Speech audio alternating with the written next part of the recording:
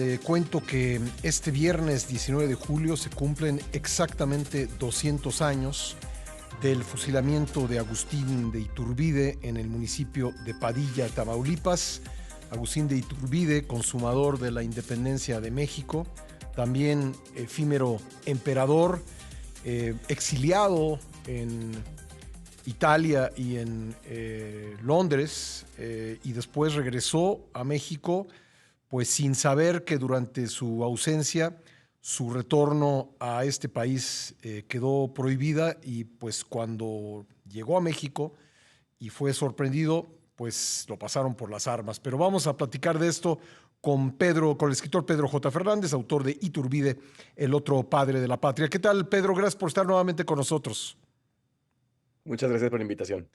Bueno, ¿por qué decide regresar Iturbide a México? Ya estaba en el exilio, estuvo en Italia, estuvo en Inglaterra, vuelve a México. ¿Fue por falta de información de lo que podría sucederle si regresaba a México, o cómo fue que tomó la decisión? Él toma la decisión de volver justo porque cuando está en Londres se entera que hay un plan de la Santa Alianza para reconquistar México.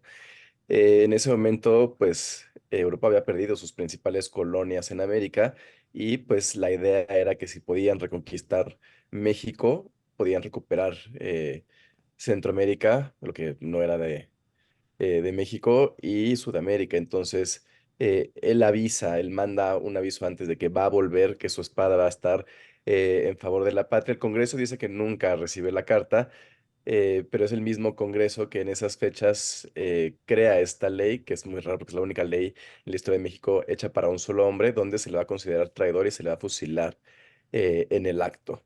Entonces regresa a México con la idea de no solamente de avisar, sino de luchar por México y pues es cuando es sorprendido y fusilado. Bueno, regresa con compañía, ¿verdad? Regresa con su familia, regresa con acompañantes. Sí, regresa con su esposa, que le deja, por cierto, una carta muy, muy bonita antes de morir. Regresa con sus hijos. El hijo mayor se queda en Londres y también uno de dos documentos extraordinarios que tiene Iturbide es una carta donde se despide de él desde Londres y la familia se queda eh, justamente en el barco esperando noticias y es ahí donde se enteran eh, pues del fusilamiento de Iturbide. Ana María, que es la esposa, está en ese momento embarazada y para ella es un gran shock todo lo que sucedió. Bueno, tengo entendido que primero toca algún punto que actualmente está en el estado de Texas, luego desembarca en Soto la Marina, Tamaulipas, y ahí pues hay quien lo reconoce, lo detienen, lo llevan a una hacienda y pues le informan que su estancia en el país había quedado prohibida y que por ello lo van a fusilar.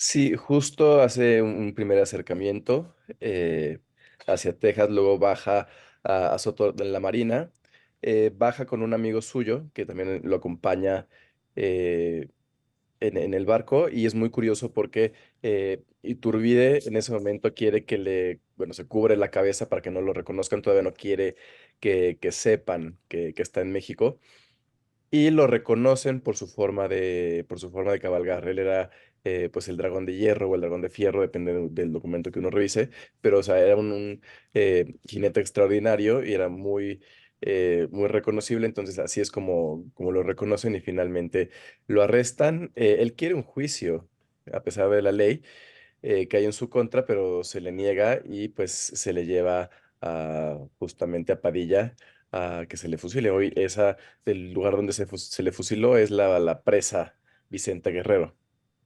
Y en ese momento Padilla, creo recordar, es la capital de Tamaulipas, ¿no? Por eso lo llevan ahí. Sí, sí. Bueno, pues, ¿qué reacciones provoca en el país el intempestivo regreso y también el fusilamiento de Iturbide? Eh, Pues hay reacciones a favor y en contra. Los republicanos obviamente están a favor del fusilamiento, no quieren que regrese el imperio. México está tratando de forjar república era una forma de gobierno nueva para ellos, pero también había mucha gente que quería a Iturbide. Iturbide, cuando México logra la independencia, pues es el hombre del momento, es quien negoció la independencia con Juan de Donojú, quien une a las fuerzas realistas y a las fuerzas insurgentes cuando se reúne con Vicente Guerrero, y finalmente quien empieza a definir los primeros símbolos patrios. Entonces era un hombre muy querido por la gente, más del pueblo, y pues sí, obviamente hubo un rechazo. Se tuvo que esconder el cuerpo para que ninguno de estos dos grupos eh, se hiciera mano, bueno, se echara mano de él, y no fue hasta 15 años después que se le llevó a la catedral en medio de una gran procesión, porque todavía en el siglo XIX no se le tenía el odio que se le tiene hoy. Entonces, Sí. sí hubo reacciones de estos grupos republicanos y de estos grupos que reconocían su labor dentro de la consumación de la independencia. Bueno, México en el momento del fusilamiento de Iturbide se encontraba en el proceso de promulgar una nueva constitución republicana, también de nombrar a su primer presidente, pero mencionabas el tema de la bandera pues que se considera creación de Iturbide, pues subsiste hasta nuestros días. Sí, justo la bandera, que bueno, cuando nos independizamos estábamos buscando estos colores, se retoman los colores de las tres garantías, que bien pueden ser los colores de las tres virtudes, considerando que Iturbide era un hombre muy católico, entonces simplemente retoma esos colores verde, blanco y rojo. Y también nos da el primer, bueno, o propone el primer escudo nacional, que es el que tenemos hoy, sin las serpientes, el águila parada sobre un nopal, y encima del águila tiene la corona imperial. Y una variación de esto va a ser lo que utilizará Maximiliano ya con la serpiente.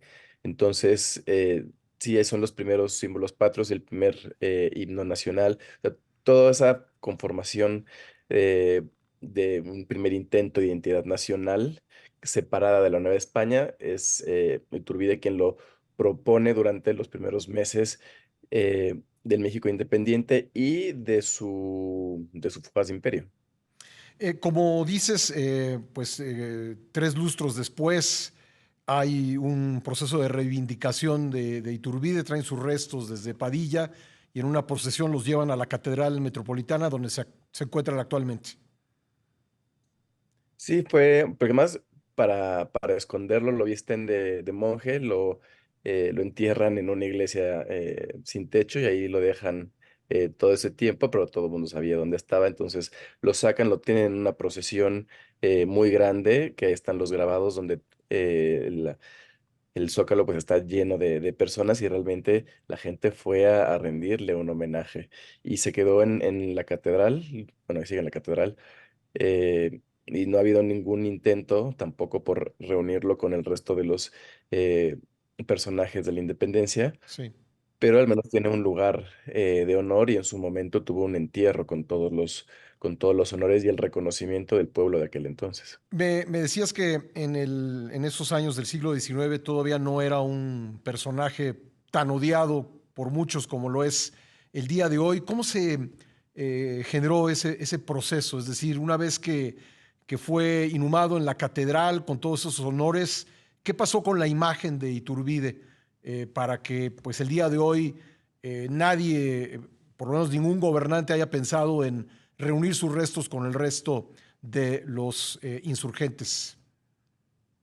Pues sí, digo, se mantuvo neutral la figura de Iturbide, más o menos neutral durante el siglo XIX. Su nombre llegó a estar con letras de oro en el Congreso hasta que el padre Octavio Paz va y las arranca en la Revolución. Y también si vemos eh, estos desfiles históricos durante las fiestas del centenario, también se le reconoce a Iturbide. Pero llegamos en el siglo XX, donde estamos exacerbando el liberalismo y la parte republicana, y Iturbide, siendo conservador y siendo el primer emperador de México, pues no representa esos valores. Y entonces se le empieza a acusar de traidor, se le empiezan a crear ciertos mitos. Ya desde que él estaba en el exilio, se escribe un libro por Vicente Rocafuerte, que ni siquiera era mexicano. Además, es un libro que se imprime en Filadelfia, que se llama El ligerísimo bosquejo de las revoluciones americanas, algo así, y ya se empieza a crear esta imagen negra de Iturbide. Entonces, esos textos se empiezan a replicar mucho más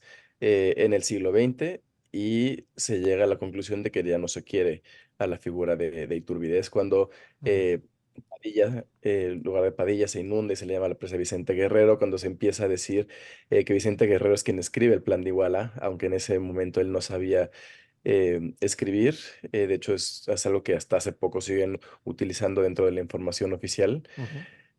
Empiezan a crearse todos estos mitos post-revolucionarios para quitarle todo este protagonismo. Bueno, se quitan también sus estrofas del himno nacional donde se le hacía mención y simplemente se va desgastando la figura al punto de que durante un tiempo cuando se enseñaba el México independiente, se conseguía la independencia y luego pasábamos directo a la presidencia de Guadalupe Victoria. Entonces como que desaparecían Sí. ahí 3, 4 años de golpe y ya Bueno, pues estamos en hoy, un proceso. Sí. digo, otra muestra de cómo se le ha arrancado de la historia nacional es que hoy, en los 200 años de su fusilamiento, pues no hay ningún acto oficial para recordar eso, ¿verdad? No, no hay ningún acto oficial.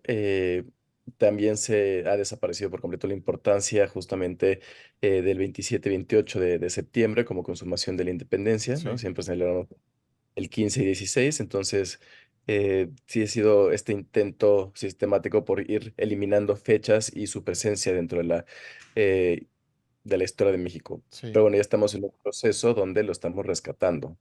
Estamos hablando de él a diferentes, o sea, no estamos diciendo que sea un personaje perfecto, sí. pero sí tiene un peso importante dentro de la historia de México. Pues sí, hay un estado de Hidalgo, un estado de Morelos, un estado de Quintana Roo, pero pues no hay más que un par de municipios de todo el país que llevan el nombre de Iturbide y uno de ellos, San José Iturbide, Guanajuato, durante años le cambiaron el nombre por Álvaro Obregón, ya luego regresó al nombre de Iturbide, pero pues también tampoco en la geografía hay muchos recuerdos del consumador de la independencia. No, ni en la geografía, prácticamente hay un par de estatuas que yo conozca, no hay plazas, o sea, esos reconocimientos que debería tener justo por negociar y consumar la independencia deberían ser un poco más visibles y presentes, pero bueno, al final espero que el siglo XXI empiece a cambiar todo eso. Bueno, pues Pedro, te agradezco mucho que nos hayas acompañado en el programa del día de hoy. Muchísimas gracias. Gracias, recordando a Agustín de Iturbide, Pedro J. Fernández, autor del libro Iturbide, el otro padre de la patria.